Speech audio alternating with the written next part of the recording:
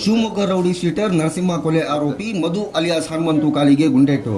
ಆರೋಪಿ ಮಧುವನ್ನು ಶಿವಮೊಗ್ಗ ಕೋಟೆ ಠಾಣೆ ಪೊಲೀಸರು ಮಹಜರಿಗಾಗಿ ತಾಲೂಕಿನ ಹೊಳೆಬೆನವಳ್ಳಿ ಸಮೀಪ ರಿಂಗ್ ರೋಡ್ಗೆ ಕರೆದೊಯ್ದಿದ್ದರು.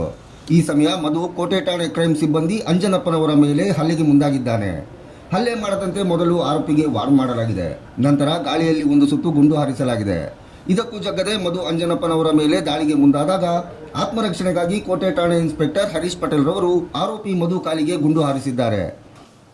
ಕೋಟೆ ಪೊಲೀಸ್ ಠಾಣೆಯ 125/26 ಮರ್ಡರ್ ಕೇಸ್ ಅಲ್ಲಿ ಏನು ನರಸಿಂಹಂದು ಮರ್ಡರ್ ಆಗಿದೆ, ಅದರಲ್ಲಿ ಒಬ್ಬ ಆರೋಪಿನ ಇವತ್ತು ನಮ್ಮ ಇನ್ವೆಸ್ಟಿಗೇಷನ್ ಪರ್ಪಸ್ಗೆ ಕರ್ಕೊಂಡು ಹೋಗ್ಬೇಕಾದ್ರೆ ಅವನು ನಮ್ಮ ಸಿಬ್ಬಂದಿ ಮೇಲೆ ಅಸಾಲ್ಟ್ ಮಾಡಿದನು.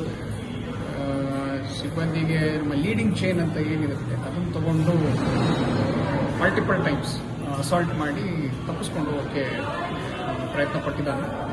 ಅದೇ ಟೈಮಲ್ಲಿ ನಮ್ಮ ಇನ್ಸ್ಪೆಕ್ಟರ್ ಆದಂತಹ ಹರೀಶ್ ಪಾಟೀಲ್ ಅವರು ಅವನಿಗೆ ಫಸ್ಟ್ ಒಂದು ವಾರ್ನಿಂಗನ್ನು ಏರ್ ಫೈರ್ ಮಾಡಿ ನೀನು ಸರೆಂಡರ್ ಆಗುವಂತ ಹೇಳಿದ್ರು ಕೂಡ ಅಸಾಲ್ಟೇ ಮಾಡಿ ಓಡೋದಕ್ಕೆ ಪ್ರಯತ್ನ ಪಟ್ಟಾಗ ಸರ್ವಿಸ್ ರಿವಾಲ್ವರಲ್ಲಿ ಅವನ ರೈಟ್ ಲೆಗ್ಗಿಗೆ ಒಂದು ಗುಂಡನ್ನು ಫೈರ್ ಮಾಡಿದ್ವಿ.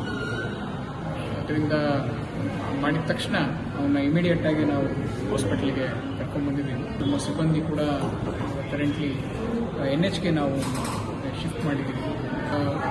ಈ ಒಂದು ಹಿಸ್ಟ್ರಿ ಬಂದ್ಕೊಂಡು is involved in multiple murder cases and ಏನು ಅಟೆಂಪ್ಟ್ ಮರ್ಡರ್ ಕೇಸಸ್, ಎಕ್ಸ್ಟಾರ್ಷನ್ ಎಲ್ಲ ಥರ ಕೇಸಸ್ಸಲ್ಲಿ ಇನ್ವಾಲ್ವ್ ಆಗಿದ್ದಾನೆ.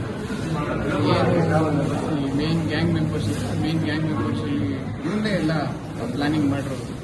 ಏನು ರೌಡಿ ಶೀಟ್ರೇ ಆಗಿದ್ದು, ಪ್ಲಾನಿಂಗ್ ಎಲ್ಲ ಇವನ ಕಡೆಯಿಂದನೇ ಆಗಿರೋದು.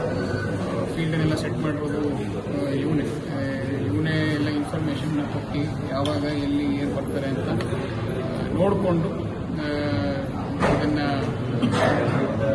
ನೀಟಾಗಿ ಪ್ಲ್ಯಾನ್ ಮಾಡಿ ಹೇಳಿರೋದು ಇವನೇ. ಅದಕ್ಕೆ ಇವನ ಮೇಲೆ ಇವತ್ತು ಅವನು ಯಾವಾಗ ಅಸಾಲ್ಟ್ ಮಾಡಿ ಎಸ್ಕೇಪ್ ಆಗಿ ಹೋಗೋದಕ್ಕೆ ರಿಸ್ಟ್ರೈನ್ ಮಾಡೋದಕ್ಕೆ ಪ್ರಯತ್ನ ಪಟ್ವಿ.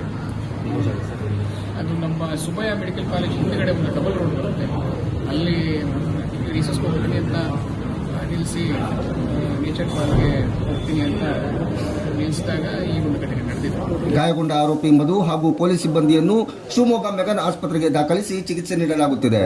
ಸ್ಥಳಕ್ಕೆ SP ನಿಖಿಲ್ ಭೇಟಿ ನೀಡಿ ಪರಿಶೀಲಿಸಿದ್ದಾರೆ. ಘಟನೆ ಕುರಿತು ಶಿವಮೊಗ್ಗ ಗ್ರಾಮಾಂತರ ಠಾಣೆಯಲ್ಲಿ ಪ್ರಕರಣ ದಾಖಲಾಗಿದೆ.